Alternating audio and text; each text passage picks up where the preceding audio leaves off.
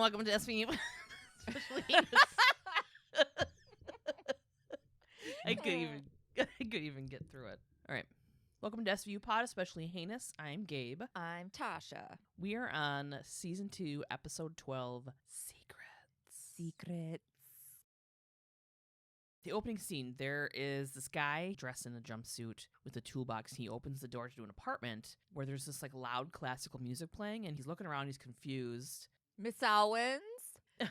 He walks around, he's like trying to figure out where she is, and her dining room had been converted into like a little classroom. There was like school desks and stuff, so I was guessing she was a music teacher because of the classical music. I was just annoyed that I was being taken out of the scene because the way this apartment is decorated and like the little classroom and stuff, they're portraying like a working class person. He just kept going into different rooms, and I'm like, this apartment is like 1,000 square feet, which is a fucking mansion as far as New York City apartments go. Yeah. So I was completely taken out of it. I was like, this set is bullshit for this. This should be a fucking shoebox of an apartment. He should have opened the door, heard the classical music, and there she was. Yeah, I didn't even at all think any of that stuff. I got mad at everybody.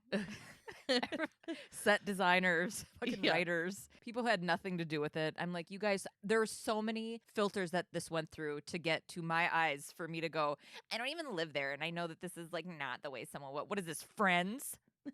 She couldn't afford this apartment. Oh my God, I know. What the fuck is up with that? I don't know. I don't need to get into it. She's a barista.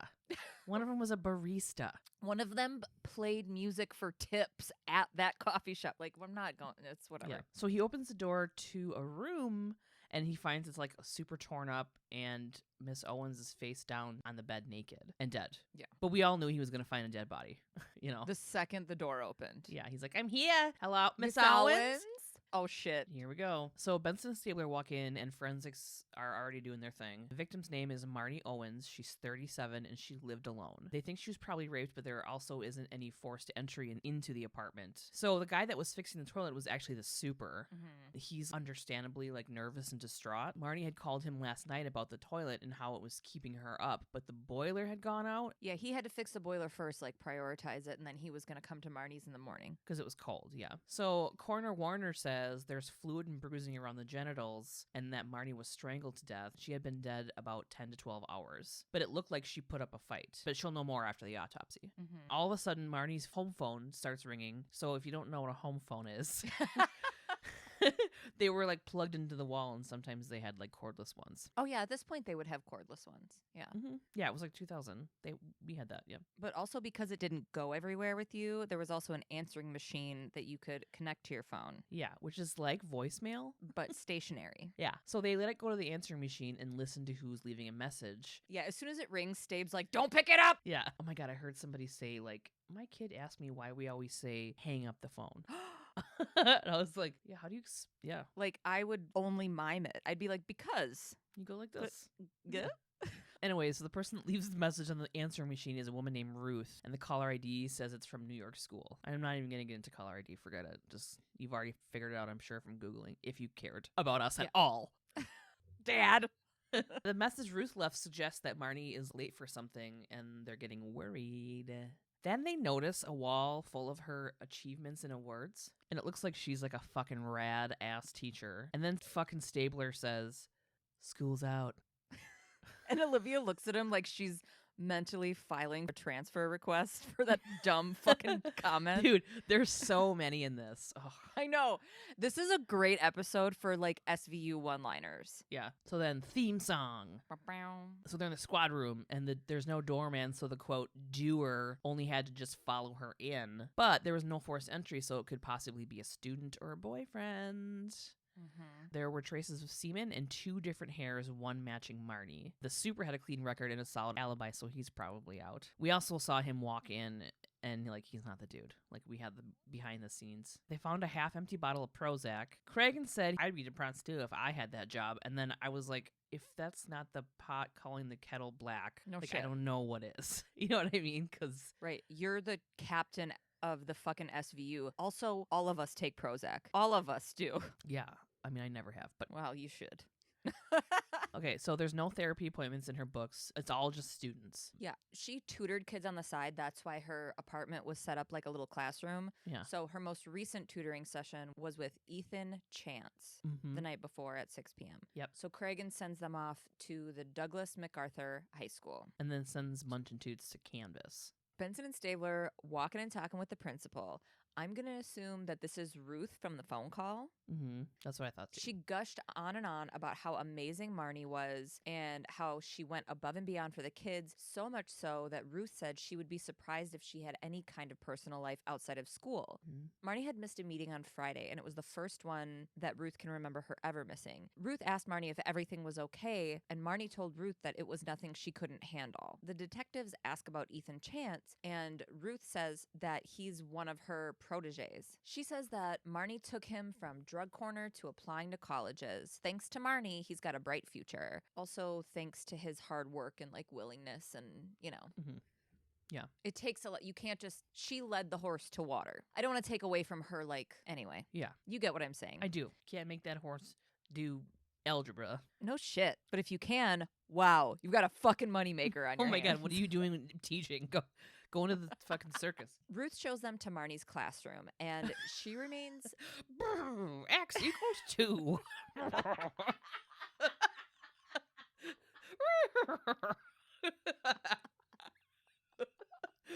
Sorry. I would lose my shit if I saw that on TV.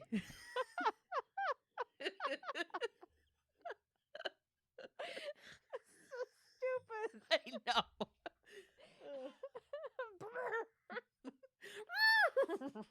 I like how the horse thinks it's hilarious first. Or is that how they're... That wasn't it laughing. It's... It was like horses do.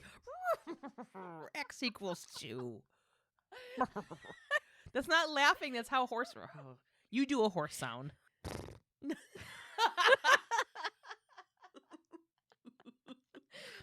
Yours is like a jolly Santa horse who's good at math. I can't do a horse, all right? And I shouldn't. Moving along. Okay, Ruth is showing the detectives to Marnie's classroom, and she remains poised but on the verge of tears. It's like Mhm. perfectly done. I know. I like how we think we're acting critics, by the way. Yeah, and I'm over here. That's the horse running up to solve the problem in the front of the class. Oh my God, how did it get to that full speed? It's a gymnasium, obviously. Classrooms are small. It couldn't get to full speed and stop at the Clip, clap, clip, clap. like 2 coconuts or whatever. What the fuck? I don't know. Everybody liked Marnie. They were in her classroom, and there was like kind of a little shrine on her desk. Mm-hmm. Even students were there. Yeah, meanwhile, Ruth is off to get Ethan to talk to the detectives. Right. Yeah, everybody's like, oh, she was so great. This mom comes up and tells them how incredible Marnie was. Like, this is a through line the entire episode. People being like, side note, Marnie was a fucking gem of a person Mhm. and teacher and selfless and blah, blah, blah. Ruth comes back in and lets the detectives know that Ethan never came to school that day. I started to become like worried that I'm like, oh my God, is she like boning her students? Me too.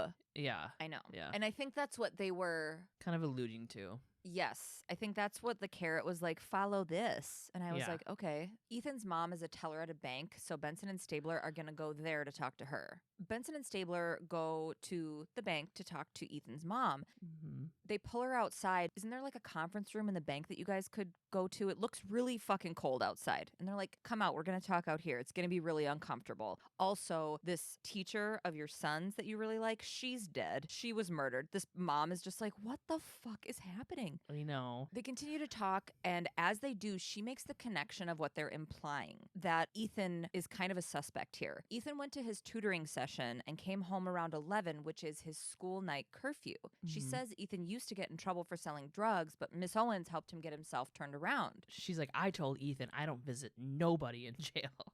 Yeah. He had come home and told her that Miss Owens had yelled at him at their session, but he wouldn't say any more to her and went to his room and slammed the door. And then he was gone when Mom got up the next morning. She directs them to the corner he used to hang out at when he would cut school. So they're going to go and talk to the kids there. So now there's a Munch and Toots walk and talk with a little old lady walking her chihuahua in a sweater. I thought it had 3 legs. Oh. I thought it was like a little like 3-legged, long-haired chihuahua in a sweater, but it wasn't. This woman was all bundled up where you just saw just all the essentials of her face. Like her mouth and her nose and barely any of her eyes were coming out of this fur-trimmed hood. Yeah. She was really cute. She was really cute. This lady reminded me of my grandma, but not in a good way. So this woman was Marnie's neighbor, and she's telling the detectives, she goes, she lived next door for 6 years. She said she was super nice, unlike the whore down the hall. The curva. And then Munch is like, a Yiddish for whore. We're like, okay, we pretty much figured that out just by the way she said it, but thanks. We know Munch, yeah. And then I wrote, we hate you, Munch. I know you don't, but like, I'm still there. I'm not indifferent, but I ride a line of like, dude, you were like gunning for me loving Munch the beginning of the season. I apologized for that. You did apologize, and I'm sorry I threw that right back in your face. That's not okay. That's not how you accept an apology. So anyway, she tells them there was a student who looked like, quote, a hood there. Yeah, which we all know what that fucking means. I wrote, he looked like a hood, a.k.a. black, fucking boomers, die already. What's the generation before the boomers? This lady was old. She's dead now, though, for sure. Not boomers. What's the... I don't know, it's like the greatest generation of all time. It doesn't matter. She's a little racist old lady who taught baby boomers to be racist. Who taught her baby boomer children and her baby boomer tiny chihuahua in a sweater to be racist. Yeah. She tells them that he was a black kid in a brown coat. Marnie had a boyfriend named Byron, but he hasn't been around lately. Her parents are dead, and her brother Jordan is the only other person she knew, but said that she hadn't seen him in years. That's all the information they get from little old lady. She scoops up her pup and they move on.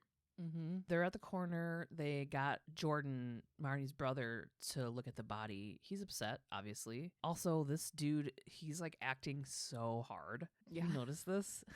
Yeah. I said he's painstakingly IDing his sister. Yeah. He got like one chance for the TV screen, and by God, he's going to take it. He was just going for it. First he says, I told her not to live in a building without a doorman. And I'm like, Dick Wolf is the leader of the doorman union lobby. Oh my God, I know. I don't know how many times they're like, well, she didn't have a doorman. Idiot.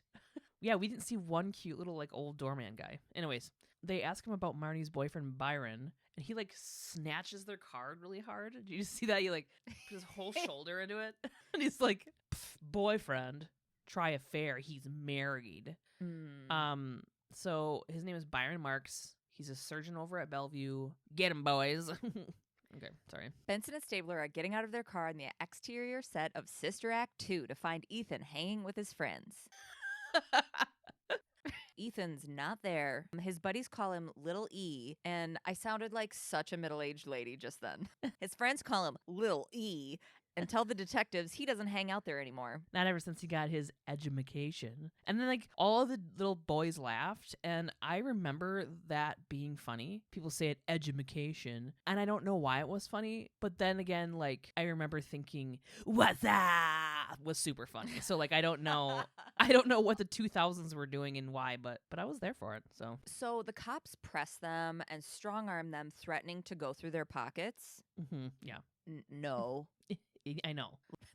I'm like, I don't like that. It's not legal. Yeah, it's not. Or is it? Was it Giuliani's New York at that time? It might have been. I think it was. Because Giuliani was, but yeah, who knows? I don't remember when stop and frisk was like not cool, but yeah, maybe it was. It's never they been could do that at that time. It's always been not cool. No, I mean, I know not cool. When I say no, not cool, I mean like illegal. Illegal, yeah. Like on the books, like, yeah, don't just profile people and fucking go through their pockets. Yeah, and then like blackmail them into talking to you by threatening to go through their shit. One kid tells them that he saw Ethan last night, and he said that he had a fight with his teacher, but this kid didn't have any more details. He just said that Ethan told him he had to run home before his mom came looking for him, which I love that type of mom. Yeah. Where he's like, I have to get home because I'm a little bit afraid of my mom. Yeah. I snuck out of the house to go get coffee and smoke cigarettes at Country Kitchen, which we all used to do back in the day. My Yeah. parents fucking showed up, and it was embarrassing. Oh my God, tell me. Yeah, they just showed up, and they were like, in their like pajama stuff. Because they knew exactly where I was, because that's what we all did. We weren't like bad kids. Yeah. Like, to them, that was bad. Smoking and, Right. I wasn't going shooting up heroin and like sucking dudes off behind Taco Bell dumpster or anything. But we would like bring Trivial Pursuit and just have like the whole smoking section, like answer questions. Mom and Dad showed up, dragged me out of there. That is mortifying. It was it was just like, oh, they once caught me smoking. I wasn't supposed to be down State Street either. It was just like a dangerous place. Or whatever they thought. Sure. So I went down there to skateboard, aka just hold a skateboard. And I do know. I could like ride it and kind of do an ollie, and that was it. And I was smoking a cigarette. My parents had gone down there randomly to eat food at like the fucking Bratz place. Right. And come out while I'm smoking a cigarette, and I got a nickel in my hand giving it to a homeless guy. My mom's like, Gabriel! And I panic and threw the nickel on the ground and the cigarette into his cup. Like a fucking psycho, because I was like panicking, and then I got grounded for like the rest of my life. My mom literally was like, you're in prison or something. And I was like, why am I talking about this? Go ahead. I don't know. Now we're at Bellevue Hospital. Munch and Toots are talking to Dr. Byron Marks. He says that his relationship with Marnie wasn't an affair. He and his wife were separated at the time, and that he met Marnie at the mentoring program that they both attended. Mm-hmm. The last time he saw her was when they broke up a few months ago. She wasn't looking for a relationship and didn't want a commitment, but he was. And Munch is doubtful because he pigeonholes women. Yeah, he was like, in my experience, it's the other way around. And I was like, fuck you, Munch. Fuck you. I was like, fuck you much in that moment too. Yeah. They ask him where he was Sunday at 10 p.m. and the doctor says that he was at dinner with his new girlfriend and spent the night at her place. So now Benson and Stabler are at Ethan Chance's house. His mom still hasn't found him. She lets them look around his room, and he like weirdly has a super clean ass room. Did you notice that? My brother was like that. Just his personality type. He was very fucking tidy. Yeah. You know, I was your like cliche teenager where you had to like swim through piles of clothes to get to my bed. But Isaiah's room was spotless. He always got like the clean locker award in lower school. It's just how he is. Interesting. But anyway, yeah. So maybe this kid is just a tidy fucking kid. Yeah. So Stabler finds a crumpled up piece of paper with a screenshot from the internet of Marnie's like naked ass on it. It's a printout of a photo that I would love to describe in unnecessary detail. Please. Okay. This was the most obvious. I'm a teacher. I'm a naked Karen. I racked my brain to like try and make sure that I could describe her pose because it's a simple pose, but it is very particular. Yeah. So I don't know if I did it justice, but I'm trying. This image is of Miss Owens totally naked. All she's wearing is a blowout, a pair of very non-sexual black kitten heels, and a half smile. Yeah. Her body is in profile, okay, but she's looking to camera. She's bent over, and her hands are overlapping each other on her shin. Yeah. So her butt is like sticking up, but her back isn't arched or anything. It's like flat back. Yeah. There's a butterfly tattooed directly above her butt cheek. How did I not see the butterfly tattoo? I don't know. I zoomed in. I was like examining it, and I thought, I wonder if Gabe's gonna notice the butterfly. And I'm kind of glad that you didn't, so I could like give it to you right now. Thanks. The background is bright pink. Like it's not in a room. It's like she was photoshopped onto a plain pink background. It is hilarious. Everything about it. There's just so much wrong with it. Like the shoes. Like yeah. those are the shoes she teaches in. You know? But not in a sexy hot for teacher. No. They're like, okay, we've got to have something that's risque, but risque for primetime NBC in the early 2000s. But that could have been any kind of shoe because it's just a shoe. You know what I mean? Because at that time, like Pamela Anderson, those like thick, chunky fucking stilettos. That's what they should have had. I know. And like maybe like an apple in her hand or something. Who knows? The lack of back arch, it changes everything. It completely changes it. That pose would be just as good for her to be like wearing capris and a gingham shirt modeling fucking gardening shoes. Yeah, like same bent pose. over picking up apple slices for her soccer team or whatever. Right. or orange slices or something. She could have been in a My Pillow ad. Same thing, just like Yeah. put some slacks She's on like, that bitch, and she oh, found my pillow. I'm gonna pick it up. and everybody's like, oh, gasp! This is a lot. This is intense. I can't believe we're showing this on NBC. Yeah, I mean, she was. I know it's profile, but she was totally naked. Yeah, and you could see like a tiny, tiny, tiny bit of side boob. Her arm was strategically like placed. I didn't even notice the side. I mean, I was just looking at like the backside part because it was just so weird. It was so weird. I wonder if the FCC had something to say about it where they're like, okay, she can't have as much arch in her back. They need to drop the heel down a lot. She has to have first lady hair. Nothing sexier than like a first lady standing behind the president hair. Bouffant, yeah. She needs to look like she's going to a luncheon, but was like, oops, I'm not dressed yet. Yeah. Okay, All right. that's enough. Yeah. That's enough. We're going to post it because we can, because it's not a sexy photo. It's not. And you see it a bunch in the episode. I mean, any chance they got, they whip out that fucking picture. They're like, we worked really hard to get this on the show, so we're just, they make like fucking baseball cards out of it. Fucking passing it out. I'm surprised they didn't just have the picture and like cut out her mouth and like used her mouth for the talking for the rest of the time. Okay. So now we're in Cragen's office. They all have some theories kind of rolling around. Maybe she's boning the kids. Like she seduces them and then dumps them when she gets what she wants. And I fucking hate this language. Okay. I'm going to go off on another thing. Sorry. That's fine. When it's a man teacher molesting a female student, it's statutory rape and molestation, and they say grooming, not seducing. Okay. So this plays into that bullshit that boys can't be groomed and manipulated by grown women. And like the whole, like, if I was a teenager, I'd want to get fucked by my teacher and that kind of shit, you know? And I don't like that. Yeah. So Munch says teenage hormones plus jealousy and rage is a recipe for murder. Cragen gets Munch and Toots to get Marnie's PC down to computer crimes. He wants units outside of Marnie's private funeral in case Ethan shows up. Yeah. So it was 2001. So I wonder how long Ethan had to wait for that to download. Because currently I'm still like, Ethan found that on his computer. And it's just like... Another part of the image was that it was obviously printed off of a computer screen because there was like a toolbar and stuff up at the top of the printout. I didn't even think they had screenshotting stuff. It's almost like somebody took a picture of the screen.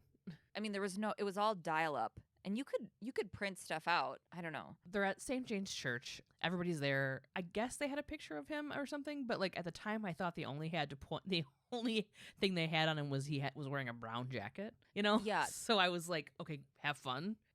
Plus, like, they couldn't make themselves any more fucking obvious. They're like talking into their into their shirts. You know what I mean? Like, we all know that's a cop thing. Yeah, the cuff link up to their face. Yeah, and they're like spirally thing behind their like ear. Like, we can see that. I've got one coming up on 72nd. It's like, you guys, a brown jacket. There's a van across the street. It's the flowers. Flowers by police. I mean, not cops. Flower store. Yeah. If they tackle a dude for being black and wearing a brown jacket, I'm gonna fucking lose my mind. Yeah, Olivia clocks who they think might be Ethan, and right away I was just like, because it's a black kid in a brown coat. Also, you've seen Ethan's mom more than once, and she probably has a photo of her kid. But anyway, nope, it's not him. I think they got a closer look at his face. I think they do actually know what he looks like. I'm just talking shit. Munch spots another brown parka, and this time it is Ethan. But as Ethan walks up, it was a really long, slow pause, and he's kind of looking back and forth between Toots standing there, not interacting with anyone. They're all like slowly putting their hands up to talking to their sleeves, and he's like takes off. Looks over at Olivia, and they just stand more still. Like, if I stand very still, maybe he won't see that I'm police. And while staring at him. So Ethan's like, okay, well, I'm going to make these guys. And he takes off. So everybody hoofs it after him. And then I wrote, quick, take your jacket off so they can't recognize you. I laughed so hard this whole time. I know. Go back. Okay. This chase scene was fucking bananas. It was just the nuts. Pursuit music. The pursuit music was so fucking good. So Ethan hops off this high dumpster and rolls onto the sidewalk where Toots manhandles him. But I cannot, so you see like the top half of Ethan and then his arms go, they're like really exaggerate how you are jumping off of a dumpster. Okay. Like you don't see him jump off of it. They're like, the fucking body double couldn't come in today. So he like fakes like he's going to jump off of it. And then they cut to him just rolling across the sidewalk as if he jumped and like did a tuck and roll. So Toots grabs him, hard manhandles him, and tells him his mom is looking for him. Then Munch and Toots and Stabes haul Ethan off. So they're in the interrogation room with Ethan now. Benson asks why he ran. He didn't really answer. He didn't answer at all, is what I mean. Stabler shows him the naked picture of Marnie, and he asks why he had it. He also doesn't answer. Then Toots asks Ethan when he and Marnie started boning, and that's what gets him, like, upset. And he's like, we weren't knocking boots. And he said he showed up to Marnie's funeral because the last time he saw her, he called her a whore. And then Toots kind of pulls him aside, and he's like, dude, you were the last person to see her. You have this picture. You're on the run. They're lining everything up by what you have and what you're doing, and you, like, better fucking say what's going on. So he says his buddy Lil Camp, aka Marcus Cole, gave him that picture. Marcus had found it on some porn site, and Marnie was advertising for sex. What? No! She's an adult woman in black patent leather kitten heels. She's not sexual. All she's supposed to do is teach me. Marcus said he was going to show everyone at school because Marnie was on him for not doing his work and like skipping school and shit. So he's like, he wanted to spread it around to kind of like fuck over Marnie. During Ethan's tutoring session with Marnie that night, the night that she died, he showed her the pic and tried to warn her what Marcus was going to do, but she started freaking out and yelling at him and kicked him out.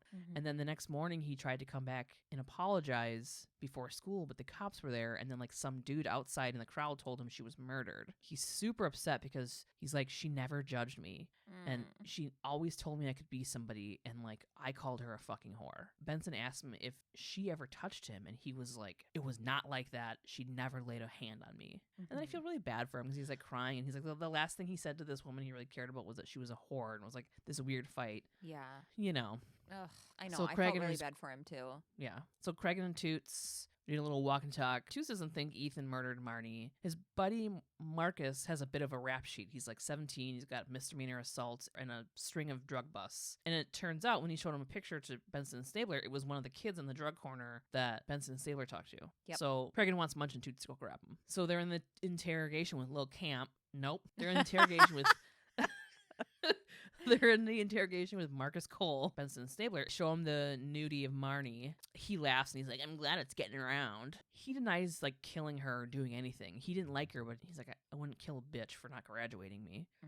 They ask him to take a blood test, and he's totally down for it. So I'm like, okay, it's not him because they're never for it when they, you know. Yeah, he was like, I hadn't been to her place in months. Yeah. I'll take whatever kind of test you want. Yeah. And then on the other side of the glass, Cragen's obviously there because that's where he lives. He's like, this was way too easy, because it was. Yeah. So, and then Munch saunters in, and he can't even walk through a door without me being pissed. I'm like, Munch fucking saunters in and gives us some important information. Munch comes in, and he says that Marnie's tox screen came back with nothing in her system, not even Prozac. So did I say Prozac? You did say Prozac. Gabe's very Prozac. Yeah, I am. It's true. It's funny because it's true. So now they need to go talk to fucking Marnie's brother again. All right, now we're in computer crimes unit. Hernandez, the computer scientist lady, said Marnie's computer history came back like a bad porno flick. Marnie ran her ad on some website called the Love Studs. And then Hernandez says, welcome to the red light district of the new millennium. And I was like, oh my God, you have no idea what's coming. This is how your children are going to be coming in the future. Like, this is how things are now. And then Benson sounds like an uncomfortable robot, and she's like, hot babe looking for 10 hotter guys. I can take you all at once. Ooh, yeah. She's reading Marnie's ad. Yeah. And then Stabler fucking literally says, riding through life on the sex superhighway. Oh. And then they have Hernandez print all the responses that Marnie got from the last month. Okay. Because they can't get a digital file of it. Yeah. They're like, print that out on 8x11 white sheets of paper. I hope you have enough black ink. Tear off the edges.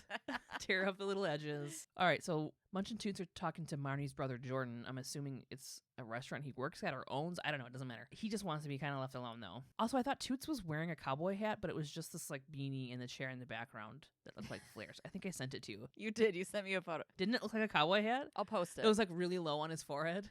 Yeah, and it did look like a cowboy hat. You were correct. I drank a lot of coffee yesterday. Yeah, you did. Yeah.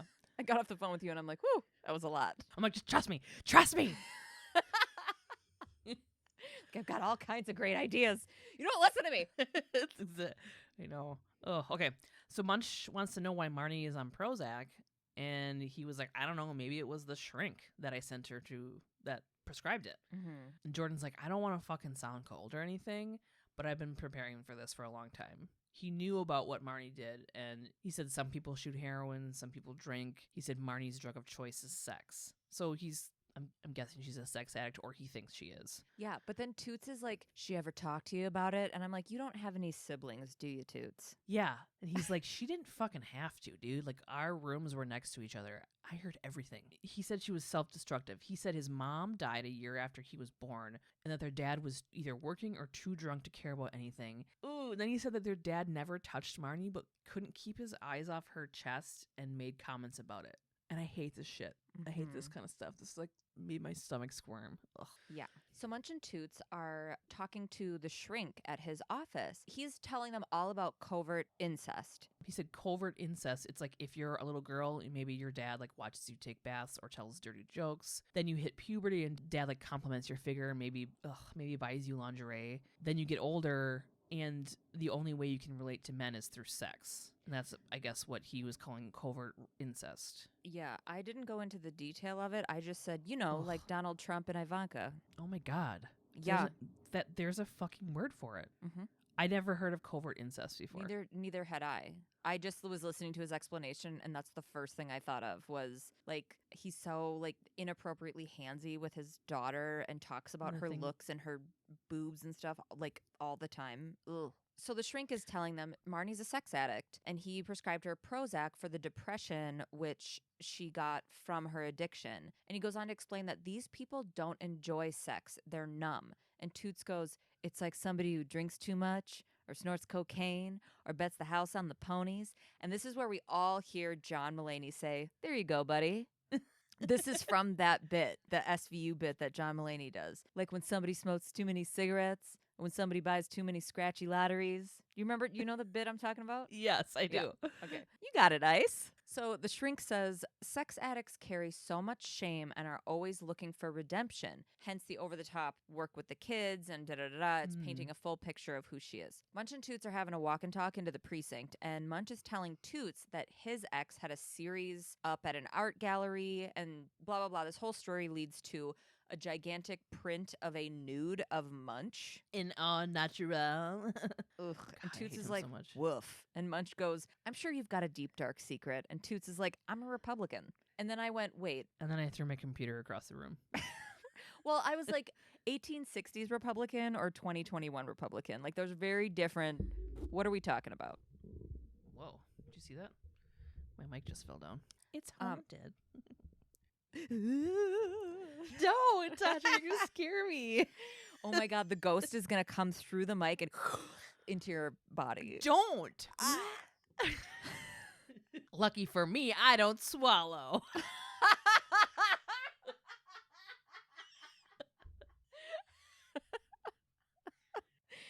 That's great. Yeah, so Toots is like, I'm a Republican, and he walks away and leaves us with all kinds of questions. I'm going to assume he's the old-timiest Republican version there is, okay? Because he's Toots, and I love him. Well, I think we could tell by his clowny pony that he's a Republican, 1860s Republican. Thank you, yes. We're in the squad room. There were 162 replies to Marnie's ad. So she had visited a lot of websites that also had clubs that you could meet people in person. Mm-hmm. She had a lot of incoming calls from payphones, but also made a lot of outgoing calls to a place called Pleasure Partners, which also owns a swingers club called Flings down in Soho. Munch takes this like little jab at Cragen and says, you an expert? And like looks over his transition lenses. Cragen's like, no, shut up. Fuck you, Munch. Off to Flangs. Benson and Stabler are greeted by a shirtless Laszlo from What We Do in the Shadows and a young Kathy Moriarty type. Oh my God. I love you so much. I love you too. Yes. They think that the detectives are there to participate, but they're actually there to shame them for being in a community that makes them uncomfortable. Yes. The couple tells them that Marnie is no longer welcome at Flings because she broke the rules. Yes, there are rules. Okay. Mhm. Actually, probably made with more communication than you have with your wife, Stabes. Okay, I'm sorry. Uh-huh. We'll wait. But yes, like they're just kind of making like faces at them the whole time. Yeah, Stabler has this like gross out look on his face. Like, dude, they're adults. You're in a fucking swingers club. Who cares? Don't make this fucking weird. Right. They're not only adults, they're all consenting adults who are like, Yeah. hey, this is a thing that we like to do. Yeah. And open up you having like a huge fucking problem with it. Yeah. When she says that, oh, Marty didn't follow the rules, Stabler's Mhm. like, oh, you have rules. Yeah. And it's like, you're XVU. Like, you should fucking know about swingers and like polyamory and all that stuff, all the way that fucking shit that consenting adults do. right. Just like with a heterosexual relationship, there's rules you have to follow. Or, I mean, a monogamous, you know? Right. So Marnie broke the rules, so she's not welcome there anymore. What she did was she had a threesome with 2 married dudes, and then she started an affair with one. So they give him more shit about that, like, oh, that's not meh. They're like, yeah, we have a rule about your primary partner being your priority, and we don't allow for that because they're not messy. Okay. Yeah. It's all about communication. So the affair was with Dr. Byron Marks. Oh, we know him. Oh my God. Then Olivia goes, guess the doctor was in. Oh my God. And I'm like, you Ugh. both get one this episode. That's your only one, Olivia. Yeah, that's it. Period. I just hated this, the whole fucking thing. They were just Yeah. so shitty. Like, I know that they're presenting this as if we all feel this way, right? Like, we're all disgusted by this, right? yeah. And Yep. I'm like, you guys weren't prepared for people to watch this 20 years from now and go, you're the gross one. You're being gross. Put on your fucking bonnet and go, I don't. Okay, go ahead. Go ahead. I'm like, just think about all the people that were into, over the history, that were into polyamory or were into BDSM or were into swinging, whatever the fuck, that were arrested or convicted for stuff that they didn't do because their sexual preferences were on fucking trial. You know what I mean? right. They're treating these people just like the BDSM people. And that one thing, they're treating them like fucking sexual deviants because of just this, that fucking like Western. Ugh, I can't. Whatever. Yeah, I mean, the early seasons of SVU are my absolute favorites, but there's more problematic shit. So Yeah. that's the trade-off, is like these fucking rad-ass one-liners and these crazy storylines and shit, and then that early 2000s problematic bullshit. Yeah. It's like, luckily, like the show grows with the times and stuff, especially Olivia. Like, Oh, yeah. Munch says something in this episode too that I was like, fuck yeah. Later though, I'm glad that the people kind of were like standing up for themselves and they weren't making them being like these like, oh, you're here, I'm gonna fuck you. You know what I mean? Yeah, like Laszlo got a little defensive, you know? Yeah, he but was like- but with every reason, because they were hard judging him, and not only judging him, but acting like they were doing something illegal. And he's like, we're actually not. We're like a legitimate business. Yeah. They didn't want to give Stabler his name, but he's like, hey, I'll call the health department. And they're like, okay, here's Byron's name, you know? I wonder what the health department would have to do in their space, though. They're like closed-toed shoes in the kitchen. Somebody's tits are flopping by the fryer. They also in this thing though, they're talking about how Stabler's like, oh, you can't just like bone everybody, and it's like each couple has like their own set of like limitations and rules, just like monogamous couples, Right. And like you could have sex with 400 people, and if you broke one of the rules, that's considered cheating in one of those relationships. You know what I mean? Yeah. It's not even about like, It's as easy as you make it. It's about communication, you know? yes, Munch and Toots fucking Byron in the interrogation room. They're kind of riding him and coming up with theories about him trying to get back together with Marnie and killing her, yada yada yada. Yeah, he looks frazzled and he's like, she came on to me. And I'm like, what does it have to do with being questioned regarding someone's death? Yeah, so they for sure didn't meet at a mentoring program like he said. All of a sudden, dude's lawyer pops in and he's like, the interview's over. He pulls him aside and Byron's like, look, just keep my wife out of this. Munch is like, yeah, we'll keep her out of it if you stop lying. So Byron and Marty actually met in a chat room and they hooked up at that place Flings. They had an affair and then he said it got out of control. He said they were having sex every day, sometimes 2 or 3 times a day, until they burned out and broke up. The night Marnie died, his wife was at the gym and Marnie called around 7 and she was like super upset about her student Ethan showing her the picture of her on the internet and wanted Byron to come over. So they had sex. He said he was there till about 8:30 but didn't kill her. Then goes on about how it's like he's possessed and it won't go away until he satisfies it with sex.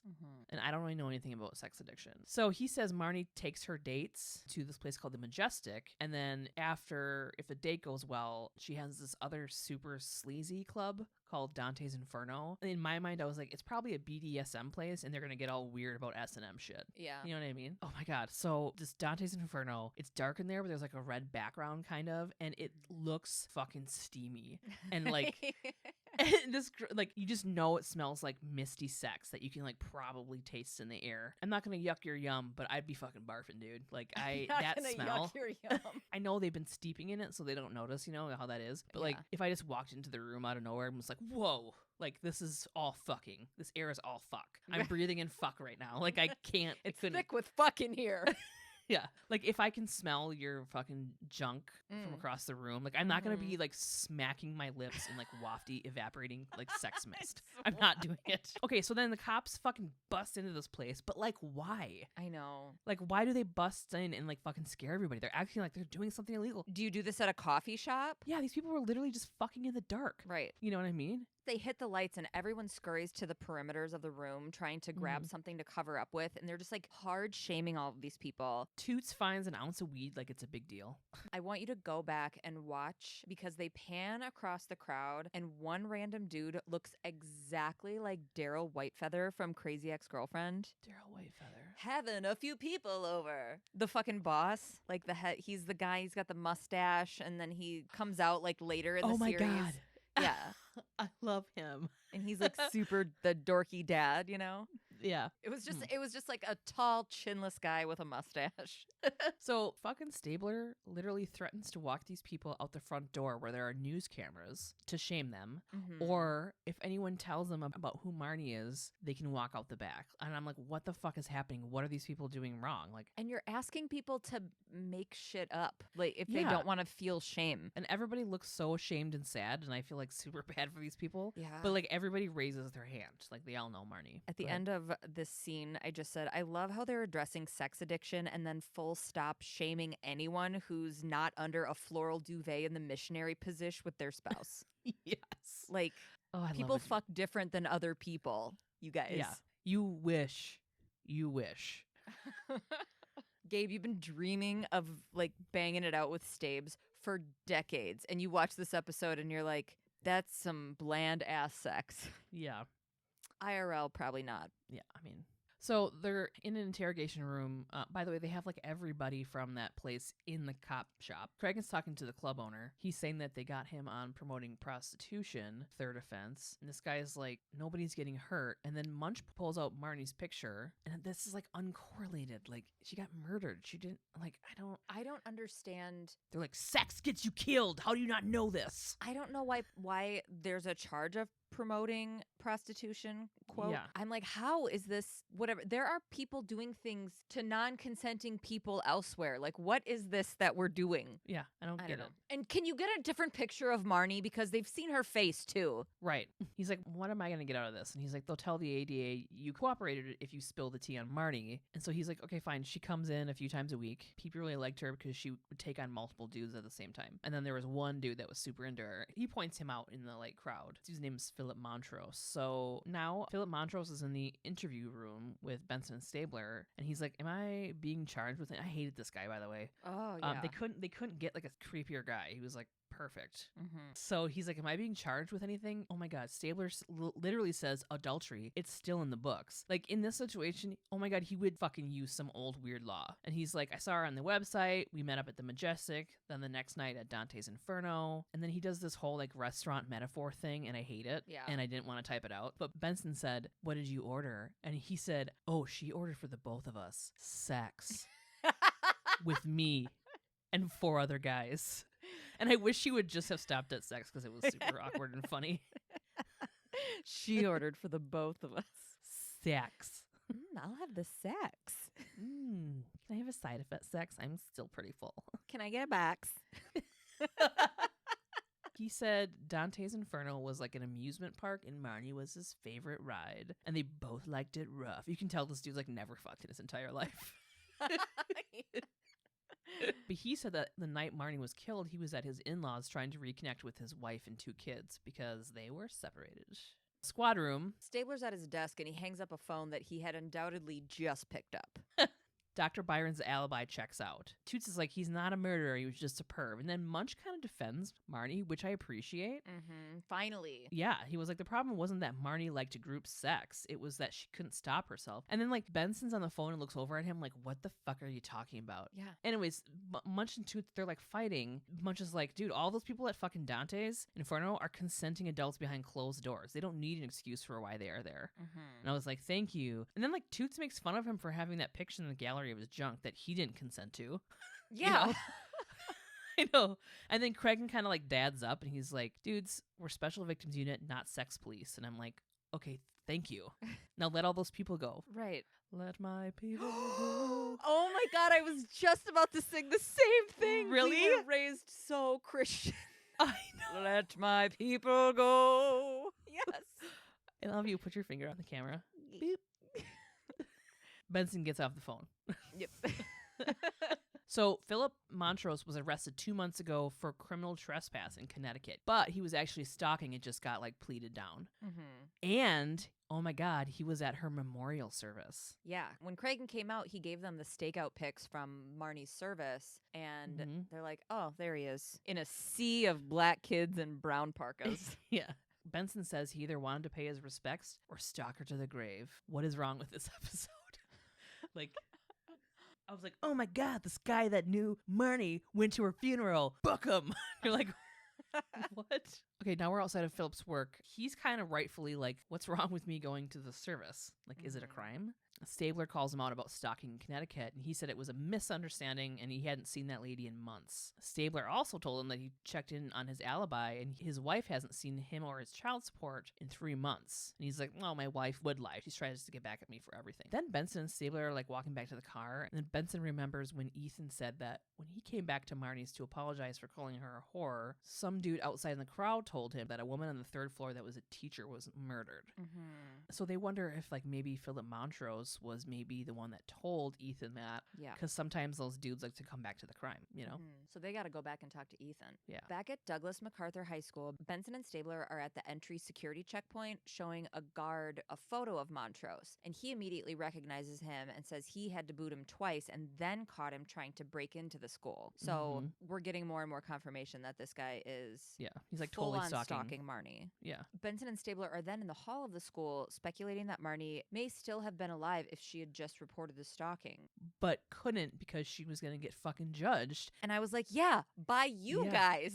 They're like, oh man, too bad she couldn't. Anyway, gross. Her lifestyle, gross. Like, yeah. You guys. Ethan walks up and immediately asks about Marnie. He says he got into a great school because of her. End your hard work, buddy. End your hard work. The detectives have him look at a picture of Montrose. He was the dude who told Ethan outside of Marnie's place that she had been murdered. So the detectives head off to Montrose's apartment. The whole squad is there. The dude has been scrapbooking. Okay. He's got zoom lens pics of all things Marnie and her death. They're going to take him in, and he wants his lawyer. Did you see in that scrapbook that the paper had taken the naked picture of her and put it in there and wrote, like, teacher sex scandal thing? I was like, there's no way. There's no way a newspaper would take the victim's picture who's naked, even if she's standing sideways. I was like, are you kidding me? That is... Like, no. It's like No. teacher of the year. They would have put her school photo with the like blue and white modeled background sideways a little bit photo. Yeah. They would have put that one in there. Not- With her in like a pussy bow. Do you know? It's an actual thing. Yeah. It's like a flouncy, you know what I'm saying. Yeah, I do. I just was like, Being a child. yeah, no, yes, to that. 100% to that. But I was shocked and appalled when I saw that. Yeah. You telling me? Gross. Did I take a picture of it? I don't think so. Now we're at Rikers Island. Cabot is toe to toe with Montrose's Epstein-ass looking lawyer. Yes. He goes after Marnie's sex life, and Cabot is not fucking having it. Yeah. Thank God that she came in at this point. She's saying the jury will never hear that, but they will hear about Montrose's DNA being found inside of her and the testimony from the women that he had previously stalked and his fucking scrapbook. Mm-hmm. Next, we're seeing Ethan give his testimony of talking to Montrose in front of the grand jury. The details he gave Ethan would have only been known to the police and the murderer. Mm-hmm. And then some dude walks in and whispers to Cabot, and she's like, oh, hell no. She stomps out into the hallway where Montrose's lawyer is there, saying that his client wants to make a statement to the grand jury. And she's all, I know what you're doing, you dick. And he's all, I'm such a dick. Yeah, he's like, he has the right. Yeah. And you're supposed to give a bigger heads up, but like it's not illegal because they haven't even voted or anything. So right. Yeah. So they're in the chambers of Judge Lena Petrovsky, whom I love. Yes. I was like, I couldn't remember her name. And I was like, Gabe? Because I remember, I was like, I think we love her. We do love her. Okay. And it's Cabot and Matthews, Montrose's lawyer. Yeah. Who by this point, getting a closer look at him, I'm like, oh no, he's a Jeffrey Epstein, Kevin Nealon super smash. Whoa. Yeah. Dude, chill. I can't. You can't be that on fire today. It's too early. The horse is there. He's like, none of this adds up. Get it? Because he does math. It's a math pun. Oh, shit. Should have put deodorant on. Okay. Hey, that was a good... Do that again. Thanks. It's like walking down a little cobblestone. Lady Godiva. Okay. We don't have a lot of time. Okay. So Cabot's like, all he wants to do is get his guy on there and talk about fucking Marnie's sexual history. And the guy's like, yeah, it's all relevant, which it is fucking not. Because of the short notice, Judge Lena is pissed, but it's not illegal. So she has to let it happen or he will move for a dismissal, which would be within his right to do. So now Cabot has to re-present the entire case. So Cabot starts to get pissy and object, but Judge Lena says, I don't like it either, but you can get him on cross-examination. He's a fucking sitting duck because his lawyer can't object, which was rad because his lawyer was sitting like a foot from her. So she was like, yeah, fuck this guy. I hate him for doing this, but get his ass. Which I was like, yeah. And then they touch fingertips. Montrose is on the stand. He's talking about how he met Marnie and how she invited him for sex and how he and 4 other guys had sex with her. They keep panning to the crowd and they're all looking like disgusted, which is just squirmy, uncomfortable squares in their chairs. Yep. He said they had returned to the club together a bunch of times. And the night of her murder, Marty came to his apartment and was desperate because she was upset about, Ethan showing her the nude photo on the internet and was worried it would ruin her career. I also hated how he talked in this, where he was like, she took me to a sex club. Yeah, she did this. Like, he wasn't just like, I loved fucking her. Yeah. Ew. My favorite ride. Woohoo! Ride the bad mouse. It's from a Little America. Little America theme park in Marshall, Wisconsin. It's Ride the Mad Mouse. Anyways, he insists that he did not kill her. So now we're in cross-examinations. Cabot's like, bro, why'd you lie to the police? She didn't say that. She's like, why'd you lie to the police? I'm a lawyer. I'm wearing a nude suit and underwear. This is what I do. I'm very serious. His excuse is he's going through a divorce and didn't want to give his wife the ammo. Okay. She questions about the scrapbook and he's like, oh, Marnie knew about the photos and that excited her. He admits to calling Marnie his favorite ride. And when she's like, when you told Ethan that teacher got killed, how did you know? And he was like, well, how do you think? Someone outside of Marnie's apartment told me. I didn't know all the details. I went over there to make sure she was okay. I was worried about her. And she's like, bullshit. You followed her to school. You followed her home. And you were jealous that she had sex with other men. And then he said, you think I was jealous of that slut? With a tiny little butthole mouth. I know. You have to care about someone to be jealous. I'm trying to do the butthole mouth. You think I was jealous of that slut? You look like a little butthole with teeth. Yeah. Ew. I'm going to Photoshop and send that to you. He said, she was a whore. She spread her legs for anybody, anywhere, anytime. As many times as she could. I can't even do it. She'd pick up guys off the street. She liked it rough. She was asking for this to happen. God only knows who she picked up after my place because she needed another fix. And Cabot calls him out for stalking that lady in Connecticut and then stalked Marnie, and now she's dead. She's like, what about your fix? Mm-hmm. And he was like, oh, shit. And he was all quiet. Yeah. I'm like, don't think you can play pickleball with Cabot. And I don't know why I made that reference. What's pickleball? It's a game. Is there any pickles involved? No, it's kind of like Good. racquetball. Oh. Right? Pickleball is kind of, I don't know. Why do I they don't call know that? enough to even use it as a reference. I just imagine like a round pickle that you were just like throwing around. Just bouncing off the wall with rackets. Fucking dill juice getting in your eyes and stuff. Dill juice. Gotta wear goggles if you're gonna play pickleball. You want them juices. You don't want them juices getting in your eyes. I don't know what I am on today. Okay. I don't know. I love it. Yay! So now we're in Cragen's office. Cabot tells him that Montrose and his lawyer put Marnie's sex life on trial. And she's like worried Montrose is going to win. And Cragen is like, yeah, sometimes the law isn't about justice. She's like, how'd you know our little secret? And he was like, because of all the Marnies before her. Like, this is some shit, you know? It happens all the time. Yeah. But he like assures her, he's like, from where I'm sitting, you're fucking doing everything right. And you're great. And she's like, thanks, Dad. Yeah. Yeah. So it goes back to the entrance into the grand jury room. A dude walks out of the grand jury room and hands a folded piece of paper to another dude who walks it, no lie, 6 steps. I counted to hand it to Cabot. Why? Why have both guys? Weird. I guess I didn't notice that. I bet you they get paid a shit ton of our tax money, too. Both of them. I was going to say it's probably the union, the indictment handing union. And then I was like, it might be another fan walk-on role. Oh, yeah. They got an indictment, but the grand jury didn't go for murder 2. They went for manslaughter 1 because they couldn't get over Marnie's sex life shit, which is, I'm like, why does it have to, like, why does sex equal murder to you? Like, and judgmental Benson and Stabler throughout the entire episode are now like, oh, that's bullshit. yeah. It's like, oh, maybe they looked at it like you guys did this whole time. Yeah. If a jury votes against him, he'll get 15 to 25, and Cabot's like, I'll take it. You know? Yeah, she's happy with something. Yeah. Yeah. I don't know how murdering someone that you're stalking is just manslaughter. Does that make sense to you? Is there something that I'm missing? No, it's not something that you're missing. It's that her life didn't have as much value because of stuff that had nothing to do with her murder. I don't get how I don't understand how I don't understand. Me neither. Okay, so this episode is inspired by a true story. Is brought to you by nothing. Horse math. I was gonna say something with horse. I was like horseshoes for math kids or Horseshoes for horse math. By algebra. By All the right, number 7. I just sounded like Cher. 7. Snap out of it. Okay.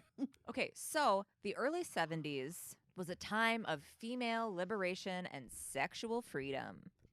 Okay. I mean, they like to think that, but yeah. Okay, well, like, it was like a thing that It women was the were beginning. trying to do. Yeah. Okay. Women were beginning to make their own money, live on their own, and didn't conform to the expectation of wife, mother, and homemaker. Yes, it is not a perfect scenario, but it was like more and more women were like, I don't have to do that. Yeah. You know, and were trying to support themselves and live on their own and have careers and shit that in that time they were being hard judged for. Right. But they were still attempting it. So the swinging 70s, women worked, hung out in bars, and had encounters with whoever they felt like. This is all like super new shit. It was 1972, and Roseann Quinn was 27 and living in New York. She was a little 5'5" redhead and liked by absolutely everyone who knew her. Oh my God, just like me. Oh man. No. Roseann grew up in the suburbs in New Jersey. She was raised Irish Catholic and attended Morris Catholic High School. She went on to graduate from Newark State College, majoring in education. Roseann had moved to the city to become a special needs teacher in 1969. This often described quiet, unassuming woman worked with hearing-impaired children at the St. Joseph's School for Deaf Children in the Bronx. Aw. She was devoted to her class of little 8-year-olds. One story that I read was she would bring them breakfast to school because the kids would take long bus rides every morning to get there. She didn't have to do that. Yeah. Her dry cleaner described her as, quote, a pretty quiet young woman who walked with a slight limp. The limp was caused by polio that she had gotten through as a child because people used to get fucking polio. Right. You hear that, anti-vaxxers? I know you haven't seen it in a long time. The dry cleaner was also interviewed by someone else later and said, quote, we get some weird people around here, but this girl was different. She was very nice and quiet and shy. She wore skirts and blouses, not this hippie stuff. And I'm like, well, can we stop talking to the fucking dry cleaner? Like, I just read a couple different articles that had different quotes from this person. A spokesman for St. Joseph's School told the news, quote, she was a friendly, pleasing personality, not only with the children, but also with other teachers. The head of school said, Roseann was kind and patient with the children. You get it, right? Her qualities were bright and clear. She's great. She's a great person. She's a great person. But like all of us, she was a multi-dimensional person. She loved her single life, her freedom, her independence. Some articles say that a friend said this, and some said that it was an acquaintance, but either way, it sounds like old-timey shade. They said, quote, she was the type of girl who would have a guy in if he brought her home. I take that as shade because it's like, what are you trying to say about her? I see what... Do you know what I mean? Why it sounds shady? Yeah, it does, because it's like, she's the kind of girl that would just fuck anybody. She would have a guy in if he brought her home, if you know what I mean. Wink, wink, wink. Vagina, vagina. Finger in the hole. Finger in the hole. Train going through a tunnel. Sex! I cannot do a horse. And they all sound like Cher. Yeah. Sexual intercourse. All right, I'm done with... I won't do any more horse stuff. No more horse. On New Year's Eve of 1972, Roseann went out to celebrate. She had apparently met John Wayne Wilson at the Allstate Cafe on West 72nd Street and went out with him and another dude for New Year's Eve that night.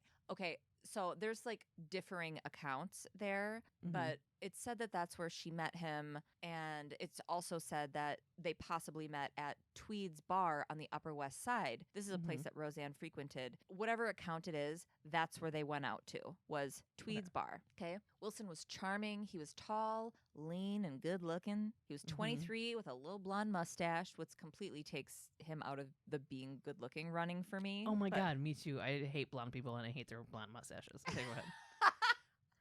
Sorry, guy whose dog I'm watching. I read a thing that called it a wispy blonde mustache, and I'm like, ew. Yeah. What if you're talking to him and like there was this like a little slight breeze and it was that kind of wispy where it was just like fluttering? Ew. What's that movie where it's like an Adam Sandler movie where the guy that someone's dating and Sandler's always like making fun of his soul patch and it's like fluttering in the wind as he plays the bass guitar? What is that from? Oh God, I don't know. Somebody's gonna know. It's an Adam Sandler movie, and the guy who's doing it, I don't remember his name, but he's like a constant Adam Sandler cast member who is in Grandma's Boy. He's like the main guy in Grandma's Boy. Oh my God, I love that movie. Me too. What, are you gonna come back and come on my dad? Quiet, right. My roommates are asleep. You mean your parents? Okay. New high score. Did I break it? What does that mean? Okay, so Wilson worked as a mailroom clerk in an office and was popular with the ladies there. A coworker of Wilson said, quote, he loves to take them downstairs for ice cream soda and they love going. Beyond that, I don't know much about him or his habits. At some point in the night on New Year's Eve, the two went back to Roseann's little 7th floor apartment on 72nd Street. School started back up after the holidays and Roseann didn't show up. The head of school called her but was not able to reach Roseann. The day passed, but by the next morning, she was a no-show for the second consecutive day. It was then that Roseann's building super let the head of school into the apartment where she found Roseann in her bed naked. A 65-pound statuette in Roseann's likeness lay across her face. She had been badly beaten with it. She was surrounded by her own blood and blood splattered all over the walls. It, of course, can never be completely confirmed, but it is recalled multiple times in different publications that Roseann's final words were her pleading, kill me, please. So she was alive when they found her? No, she was dead. Oh. But this was dug so deep into because it's part of the zeitgeist, this story. Deputy Chief Medical Examiner John F. fury, also found 18 stab wounds to her stomach and neck. Oh. 2 days after Roseann Quinn's body was found, John Wayne Wilson, her New Year's Eve pal, stopped going into work. Wilson had been living with a friend that all of the papers and books, etc., felt a very strong need to emphasize that this friend was a gay man, right? So then there was all this speculation because it's like he was living with a gay man in New York. Like, what the fuck? So he's a murderer? Is that what they're... I don't... There was so much speculating about him being like a closeted gay man who was angry and then like he couldn't get it up with Roseann, but then like she made fun of him. So like none of this is confirmed. This is all like speculated. Oh, it's all like stuff that they... There's such a deep rabbit hole to go down with this shit. So maybe there are interviews that lead to some of this making sense, but everything that I read was like, it sounds like all of that speculation stems from him being friends with a gay dude. Okay. Which is dumb. But anyway, thematically, everyone is way too into what any of the people in this story are doing with their bodies. Yeah. Across the board. What a surprise. I know shit. So it was this friend who told police where they could find Wilson. Turns out he had fled to his brother's apartment in Indianapolis. It was there where he was picked up on January 10th and confessed to killing Roseann. And he had quite the rap sheet. He had basically been a drifter across the country since dropping out of high school as a sophomore, and he had been arrested 5 times in Florida and in Kansas City. When Roseann met Wilson that night, he was actually a fugitive on the run. He had escaped a Miami prison on July 6th of that year. Yeah, so he's in the Tombs awaiting trial then. I was like, the Tombs, right? Because remember how there was that episode and we were like, oh yeah, it must just be like holding or whatever. It's actually the Manhattan House of Detention for Men. And they call it the Tombs. So is it underground or something? That I don't know. But anyway, on May 5th of 1973, Wilson hanged himself with a bedsheet while awaiting trial there. So he's dead. In 1975, Judith Rossner took the story as an inspiration for a novel called Looking for Mr. Goodbar. In 1977, the book was adapted into a movie starring Diane Keaton and Richard Gere. And there was also another book called Closing Time, the true story of looking for Mr. Goodbar, that Truman Capote called a first-rate achievement. It's not fiction, but it's not just nonfiction. It was called an interpretive biography. Yeah, okay. Okay, so hold on. Okay. They both raped her? Who? John Wayne. Is it John Wayne Wilson? Yeah. Oh, okay. So there's only one dude. Oh, I thought you said she had 2 friends that came. Oh, she did have 2 friends. The one guy went home and she was seen leaving with John Wayne Wilson. Like they went home together. Okay. Just the 2 of them. So did he rape her? At first they thought that it was nothing could be confirmed, but there was evidence of sex having happened, and at first they called it rape, but then they weren't sure. So it was either he assaulted her or they had sex and then he killed her. Did he take any of her stuff or anything? What the fuck? Yeah, so there was this... What was his rap sheet? Not that. But he had a lot of like little things on his rap sheet. But so there was this journalist. I read this thing that this journalist had put together. His name was Herbert Haddad. And at the time he was a young journalist living in her neighborhood. And he did a bunch of research on it and was working on the story for it. But something that he had said in some of the stuff that he had written was, quote, when Wilson declined or became incapable of a romantic endeavor, Roseann either kidded or taunted him. He became enraged and beat her to death. So that again is speculating that Wilson was a self-loathing, closeted gay man who lashed out in violence toward women. But I don't know if that was them trying to find an explanation. Yeah, because that doesn't fucking really add up. But no, and every time when the cops first got there, they were like, okay, there's this door that goes to the stairwell that goes outside. This is where someone came in. They knocked on the first door, which was Roseann's. And she opened the door. This person somehow convinced, like this is the first article after she was found, and before they knew it was John Wayne Wilson. And they're like, somebody convinced her to let them in her apartment, and then they killed her. And then it became. I think these are just stories, but I don't know because there's all of these. There's how much detail can we really get unless we get the detail from Roseann, right? Like how much truth can there be to it? I'm sorry, but if a guy murders her and then gives a whole big long story, there's going to be an asterisk next to everything he says for me. So even if some of this stuff does come from him, I don't know how much of it I would actually believe. And he's dead. So also, So how long was she in the apartment dead? Because you said it was over. It was a winter couple break? days. They said that so she had a cat named Missy, and what? Cats like eat their owners. Oh, I know. But they gauged based on I mean, obviously, like the level of they can time out how long someone's been dead or whatever based on Mhm. their body decomp and stuff, but based on how much food the cat had in their dish, in her little Missy dish, they said that she was probably dead for a little over a day. So Oh, that's it. yeah, so like she was killed on New Year's Eve, and then there probably wasn't school the next day because it was New Year's Day. So there's probably school the next day. So it's been So more like 3 days. let's say it's 5 in the morning on New Okay. Year's Day, right? And then there's 24 hours go by, and then it's the early morning of the next. Yeah, that's like 2 days. Okay. When they find her, because she only missed 1 day of work, or maybe they did have school on the first. I don't No, fucking they know. don't. Maybe in the 70s. I don't know. As heartbreaking as this all is, the through line of every fucking article, every book, movie is exactly what you would expect. Roseann Quinn became a cautionary tale for women to not engage in anonymous one-night stands. And then I just put Gabe go off. Oh God, I was literally just counting out in my hand some of the. So I have this journal that I've had forever, and for some reason, I've always kept track of like every single person I've ever had a penis and vagina. You're just keeping track of dicks. Okay. Yeah, well, actually, it's weird that you say that because like last night I was like, oh, I forgot 2, and I like put my last 2 in there. It's so weird that they're like always tell guys, they're not shamed for that stuff. You know what I mean?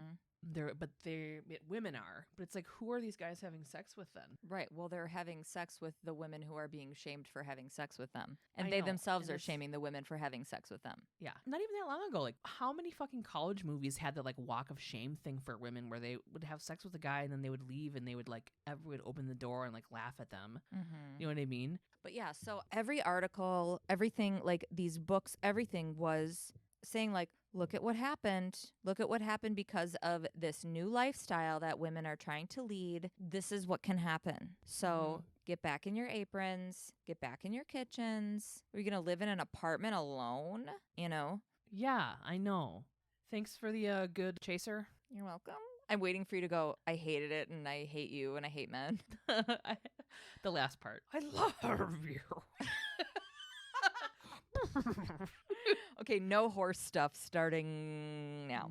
No. All right, follow us on all social media at svupod. Rate and review us wherever you get your podcasts. Email us at svupod@gmail.com. Check out our website at svupod.com. Get merch there. Send me some more ghost stories. And hashtag littlebitloud. Yeah. Next week we have episode 13. A cop turned activist becomes a suspect in the killings of several rapists who were recently paroled. Ooh.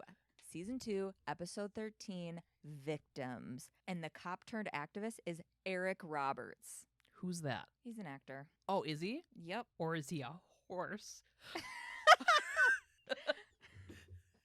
All right. The red coats are coming. All right. You would know who he was in The Dark Knight. He was in The Expendables. He's been in a ton of shit. He plays a really good villain. Eric Robbins? What's some of the Eric Roberts? He was in Stalked by My Doctor, A Sleepwalker's Nightmare. He was in Human Centipede 3. Ew. I never saw any of those. Neither did I. Dude, he was a fucking babe in 1985. Hello. Look at that shit. Look. Yeah. Oh, look at that jaw. Oh my God. I remember he was on Dr. Drew's Celebrity Rehab. I don't have time to get into how problematic that shit is. Okay. Dude, fucking that doctor, what's his name again? Dr. Drew? Dr. Drew was fucking ripped. Oh my God, did I tell you, the guy who I birthed Jacoby, who caught Jacoby when he came out, looked just like Dr. Drew. I called him Dr. Drew, and I'm like, why do you have to be so hot? This is stupid. I'm disgusting, and I shit. And then Jacoby just face planted into his huge bicep. John was uncomfortable with how much I was like, why does my doctor have to be so hot? I hate this. I'm like, brr, wee, woo. And he's woo, woo. You brought double flip up shades to birthing to flip. All right. I love you. Goodbye. I love you. Bye. Love you. Bye. Love you. Bye. Love you. Bye. Love you. Bye. Okay. Love you. Bye.